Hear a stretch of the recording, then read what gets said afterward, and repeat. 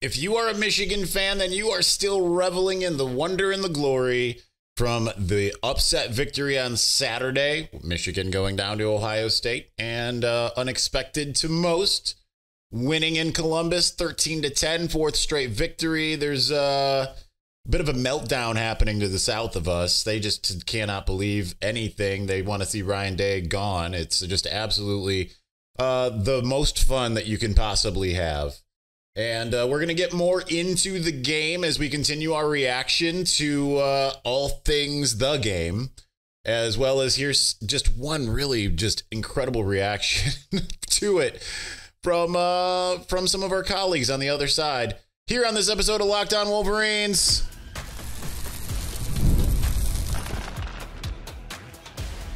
You are Locked On Wolverines, your daily podcast on the Michigan Wolverines. Part of the Locked On Podcast Network, your team every day. Happy Monday. We are back and doing it. Victory Monday, Locked On Wolverines podcast, part of the Locked On Podcast Network, where it's your team every day. I'm your man on the ground, Isaiah Hole, publisher of Wolverines Wire through USA Today Sports Media Group. I still am in a state of disbelief that Michigan managed to win that game. It does not seem real whatsoever, but yet here we are. Just getting to bask in the afterglow of a stunning upset win in Columbus, fourth in a row against the Buckeyes, and this one the most improbable maybe ever. This was like one of the last two Rich Rod teams going up against the Jim Tressel with Terrell Pryor type teams and eking out a victory. And I still just can't get over how there was just a narrow path to getting this done, and Ohio State was just so willing to go along with it. That's what just absolutely amazes me, is that they decided that they were going to take their weakness, which was their offensive line, the interior of their offensive line, and say, yeah, that's what's going to be our strength here. It's like it's a bizarro version of what Jim Harbaugh used to often do. Oh, you've got a really good pass defense? Well, congratulations. We're going to pass against you, to break their will.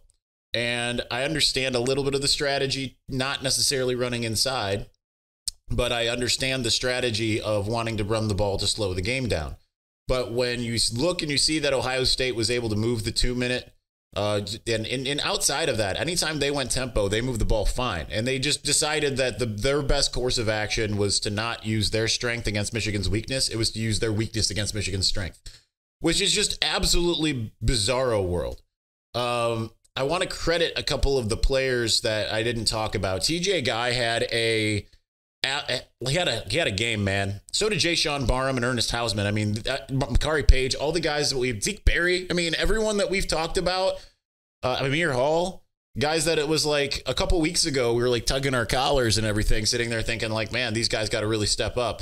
But they all played excellent games. But TJ Guy had a play. It was late in the game. I think it was the penultimate drive for Ohio State.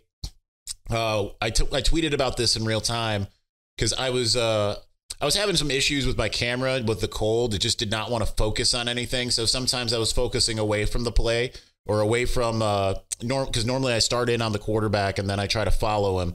But I decided to stay in on, and I didn't take any pictures even of this. I just followed along. I was honed in on TJ Guy was matched up. I think it was Carnell Tate that he was matched in on. It might have been Igbuka, but I think it was Tate. And I did a rewatch and I forgot to watch for this play. And Will Howard dropped back clearly. Now, Tate, we're just going to assume it was Tate, was in the slot. And TJ Guy didn't just chip him, knocked him over. And it was clearly the first, that was absolutely the first read for Will Howard. So he looked there and there was nothing there. So then he had to, I believe, throw the ball away. It was just about as incredible and amazing of a play. And it was the type of play that you needed in the game, right? Like those are the types of plays you need to make. 100% legal. It wasn't jamming him. He was just that big. He runs into a brick wall. But I mean, we got to see all kinds of these players really just take over. So that was excellent. We're going to get more into the game, but I want to take part of this first segment to discuss this, and we will do, actually, you know what? Let's do this in segment 2. I think that's probably better because we can spend all of segment 2. Let's just continue giving the game blouses. I think the fact that Ohio State these two teams relatively even in the game that's what makes it that much more impressive, right? I'm trying to see if I can zoom this because otherwise I'm kind of squinting. I'm not really sure if I can. I'm sure I can. I just don't know how on my screen here. Oh, there we go. Okay. Looking at, nope, that's fine. That's not zoom. Okay. We're just going to go small here. Just the fact that what Michigan was able to do, I mean, these teams are relatively even offensively, which makes it just absolutely phenomenal. Like Ohio State had 175 yards passing to Michigan 62, but Michigan had 172 yards rushing to Ohio State 77. The fact that they were like 234 to 252, could not have figured that out, right? Like could not have thought that in the pregame that, yeah, Ohio State will outgain Michigan. Everyone knows that, but like by less than 20 yards, 18 yards more of offense. Are you serious? Ohio State had 3 more first downs in the fourth quarter. It was something, like 10 yards or something like that. Just an absolutely wild. I'm looking at it right now. 10 yards. Yep. 7 plays for 10 yards. They had a grand total of 1 minute and 57 seconds in time of possession in the fourth quarter. In the third quarter, they at least moved the ball a little bit early. They had 21 yards. I'm doing math. To 87 yards in the third quarter.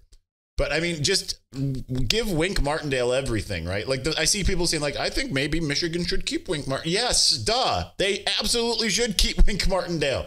Like what he's done in the last several weeks has been nothing short of phenomenal, especially when you look at the game plan. They didn't load the box. They didn't run all these exotic play calls or exotic formations. They kept everything in front of them. They just rushed forward. That was one of the things that we talked about. I said, don't do all that. Just have your 4. Trust your 4. Go with those guys. That's 100% what they did, which is what makes it that much more phenomenal, right? Like, because I had a feeling like those front 4 would be able to win those battles straight up, especially against a depleted line.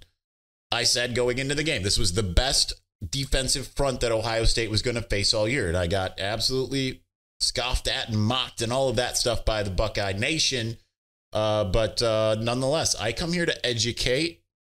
And, you know, sometimes I'm wrong, but like, again, like it's just funny to me, like that I watch certain things and I see these things and these people don't see the same things. They just think, oh, Michigan's bad and we are good. Therefore, we're just going to run them out.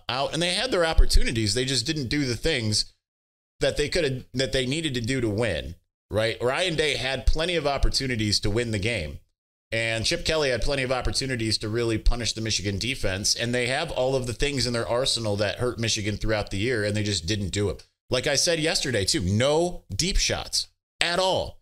Like they had a couple 20 or 30 yard pass attempts. I don't consider that a deep shot, but no deep shots. That's it.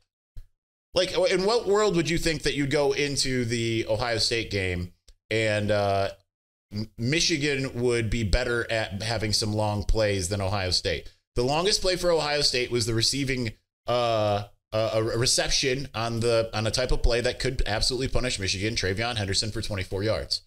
Michigan's longest play came 29 yards, Alex Orji running, 27 yards behind him, Kalel Mullings' like absolute game-breaking run that just basically cemented, we're going to score here. It's just going to be a matter of when at this point. So, I mean, you just cannot, like, these are the types of things that you don't expect going into a game like this, but yet Michigan found a way to get it done. Unbelievable. Let's talk about some of the reaction, because the most hilarious cope I've ever seen has hit the internet. We are going to watch and listen to it together, and we're going to do that here in just a moment.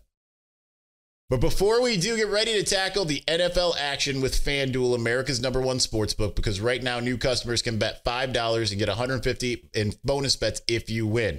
The FanDuel Sportsbook app gives you everything you need to place live bets on the NFL all in one place. So when you get a hunch in the middle of the game, you can check out the latest stats, view live play-by-play, and so much more on the same page where you place your bets.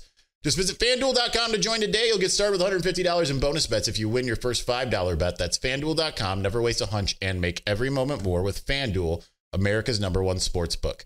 All right, I've totally I'm not gonna lie here. I totally messed up here and forgot that I have something else to talk about, and I don't have it up here. So let me see if I can get this going real fast.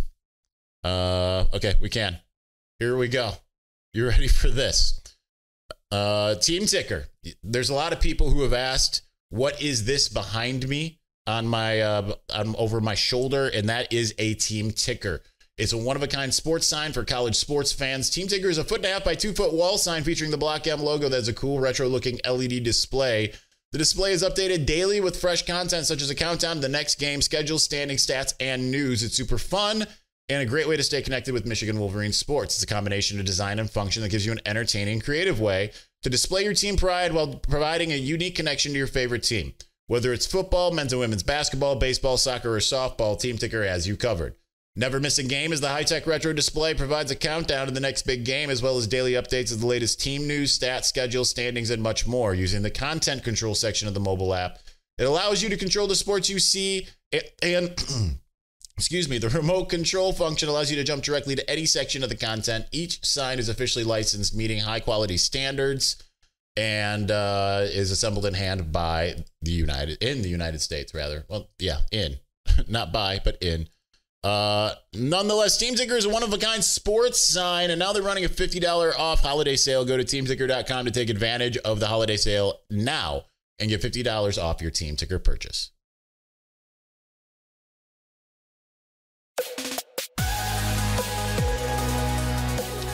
All right, I'll tell you what. If you're listening to the ad-supported version, that was a good audible. You ever have where you're just like, oh man, I'm supposed to do something. I got to do it live in real time, and I am not ready. That's where we were. Just kind of forgot what day it is because we did a show. We did a show yesterday. It feels like a Tuesday or a Wednesday. Starting to prepare for signing day, all that stuff. But nonetheless, all right, let's watch this together. Listen to this together. Michigan fan Gene at Gene Kesselman posted this video excerpt from 11 Warriors, one of their podcasts. If you don't know what 11 Warriors is, it's basically the MGO blog of Ohio State, independent, not affiliated with a larger company, basically by fans, for fans type of thing. I'm sure most of you know who 11 Warriors is, but this is the most amazing thing I have ever seen, this clip, and we are going to go with this together. And let's witness the greatness that is this clip. If you want to, every Ohio State fan I know has spent the last, 15 months screaming that Michigan cheated. Michigan cheated. Michigan cheated. Me as well. All of us. I think everyone in here was probably, I'm not pointing fingers. I'm one of those people as well.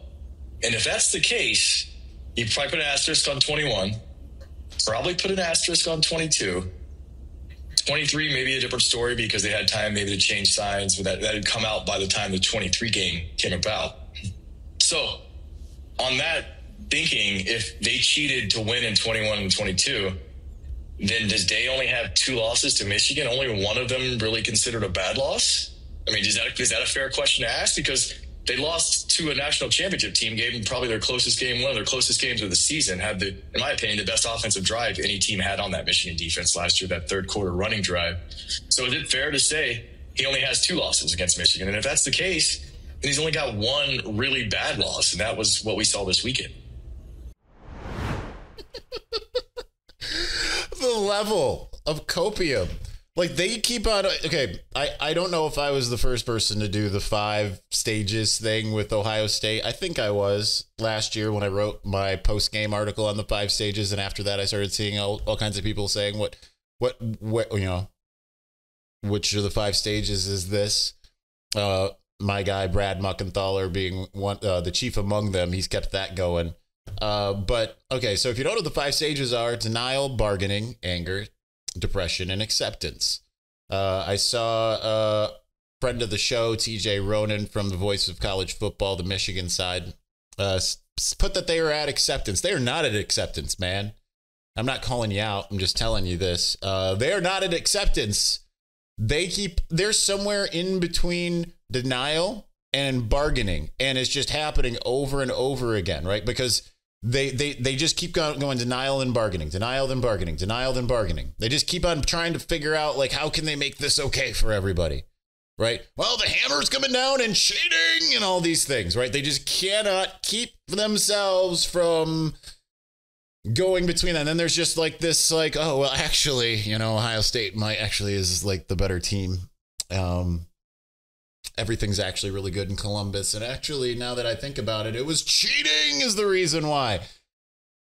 Guys, I've been trying to help you out, Ohio State fans and apparently Ohio State media. The things that you think happened and why you think the hammer is coming down didn't happen. I've been telling you this since last year. So, like, you can sit there and put asterisks on everything, but you're losing the game for reasons that have nothing to do with the sign stealing. You lost all of the games, all 4 of them, because Michigan, when it really needed to be, was more physical.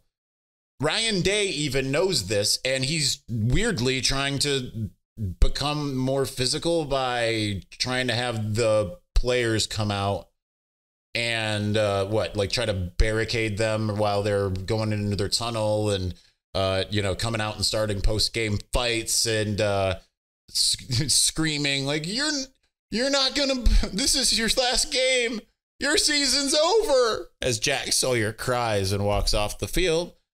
They spend all this time, and Sharon obviously had the amazing retort, asked about Ohio State saying that they're going to be more physical, and Sharon Moore says we don't have to say it because we just are. That's what's been the difference in this game. It's not been sign stealing. It's not been all of these things that you think. And to sit there and be like, actually, now that I think about it, it's not that bad. The last 4 years, out of the last 4 years, 2 of them didn't happen. Maybe one other one, and this is the only one. So actually, now that I think about it, Ohio State are the champions of the world. This is level of copium that I have never seen before. I could have only dreamed as a college student to see the Ohio State Buckeyes, the once proud program, reduced to this type of unbelievable asinine commentary and see them just fall apart in the way that they currently are. It is unbelievable to see this happening in real time, year after year, and getting worse year after year. At some point, you just need to hang your head and say, okay, we've got a problem. And the common denominator here is the guy who's screaming at Lou Holtz because he wants to show that he's tough. Maybe that's it.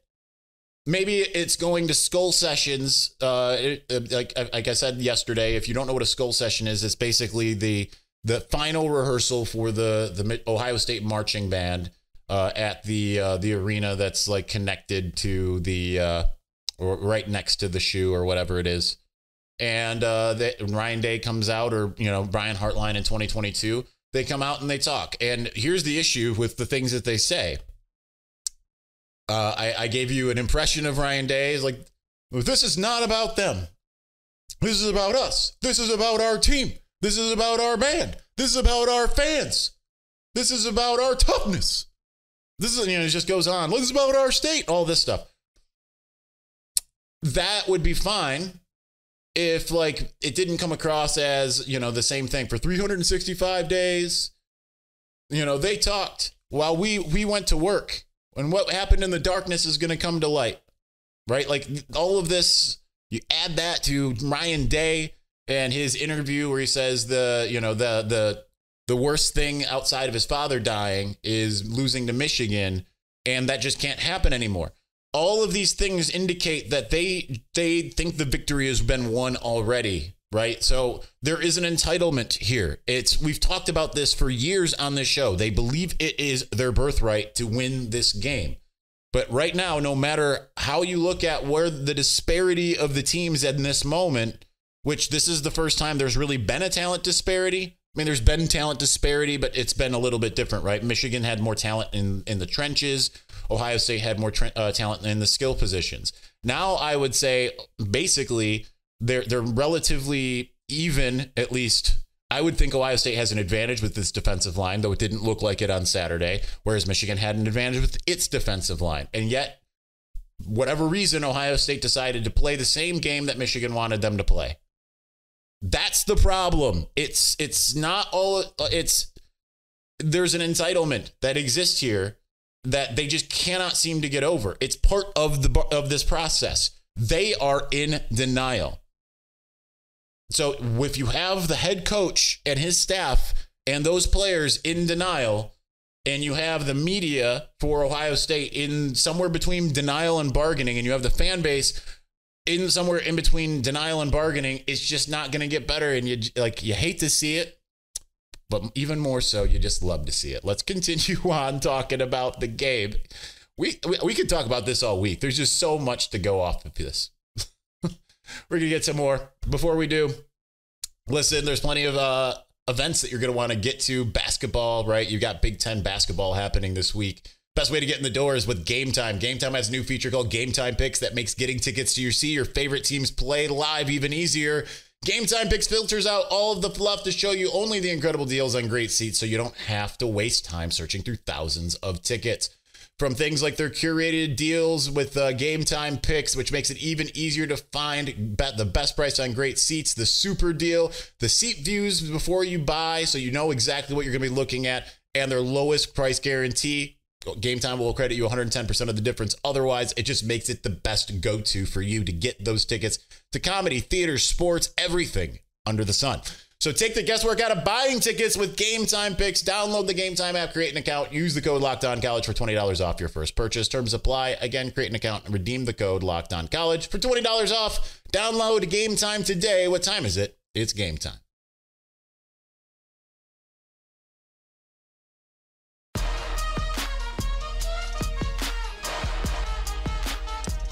I cannot underestimate the amount of the psychological edge that we talked about last week on Wednesday. That is 100% where this is, right? It is unbelievable to me that they can't look in the mirror enough to figure themselves out, that Ohio State decided to play into Michigan's hands. There was only one way Michigan was winning this game, and it was if Ohio State acquiesced to what Michigan wanted to do. Joel Klatt talked about it on his show earlier today and basically said Michigan got Ohio State to play the game on their terms. And that's 100% what happened in this game. And it's been the case for most of this. And the funny thing is, I've said this before, 2021 Ohio State, if they would have continued down the path, right? Instead of trying to make changes, trying to make themselves look more like Michigan and do this toughness thing, I guarantee Ohio State would have won at least one, if not two, of the games here in the interim. But they've decided to try to go down the road of matching what Michigan does best. You don't have to do that if you're Ohio State, but you know what? Much obliged. So with that in mind, it's going to be fun to see where this rivalry goes in the coming year. Because no Michigan fans, I don't think, truly in their heart of hearts, thought that Michigan was going to win. As much as I gave you Paz and as much as I've seen people out there in the pregame putting out Michigan 30, Ohio State 28 type of stuff. I think that was Charles Woodson or Desmond Howard's score prediction. One of their two. I definitely did not. I don't think that they foresaw this in reality. It was wishful thinking, and yet this is where we ended up. So another year gets to go by, and now Michigan's going to be playing the same game as Ohio State in terms of, Bryce Underwood comes in. Do they get Ty Haywood? Do they continue to get some more studs in the line? Do they, looks like Donovan McCulley probably had a pretty good visit. I haven't been able to get much intel on that, to be honest. So are they able to start bringing in some top flight guys? Do they go after the Texas Tech 5-star? Do they find ways to bolster the offensive line? Do they make smart decisions and find the next Josiah Stewart in the transfer portal, right? If Michigan can get a couple blue chippers and a couple guys that just are maybe flourishing, that are under the radar guys like they have in the transfer portal the last couple of years, I mean, you could just be looking at a situation. I mean, Michigan can lose the game at any time. Okay. I'm not saying that you're going to go into 2025 and you're just going to win again just because. But Ohio State's going to have an insane amount of turnover. And unless they suddenly just change things, because here's the funniest part to me about all of this. In every other game, in the last 3, the whole point was Ohio State, and you need to try to be able to run the ball, and you need to do so effectively. Otherwise, Michigan's going to win. But Ryan Day was very quick to abandon the run and go to the pass. Last year, he was a little bit more patient, but then, still just the same thing. This year, they needed to just not worry about running the ball. And what did they do? They kept on running into, it looked like a softbox to them, but it wasn't, because they couldn't get past the front 4. And again, credit not only to the front 4, but credit to those 2 linebackers, man. They had an incredible game. Finally, we saw Jayshon Barham and Ernest Hausman play as you would hope. And that's what made the difference. Ryan Day, I knew that at some point there was going to be an overcorrection, and this year it was. So until he can figure out to play with the team he has, not the team that he wants to have, and I don't know that that's going to come next year, because he keeps on doing these things. And if Michigan has like an actual like offense that could be scary, do they roll with Bryce by then? Do they go out and get a Miller Moss who just entered the transfer portal today? What do they do? This game's at home, and now there's no Buckeyes anywhere close to that program, and there already wasn't any Buckeyes on that team that knew what it took to beat Michigan. Now they're long gone, right? We're going into 2025. We'll be 6 years removed from the last time that Ohio State won a game in this rivalry. That is how crazy this is. So enjoy it. Enjoy the Schadenfreude, because it is just absolutely pleasurable to watch and see them just continuously melt down.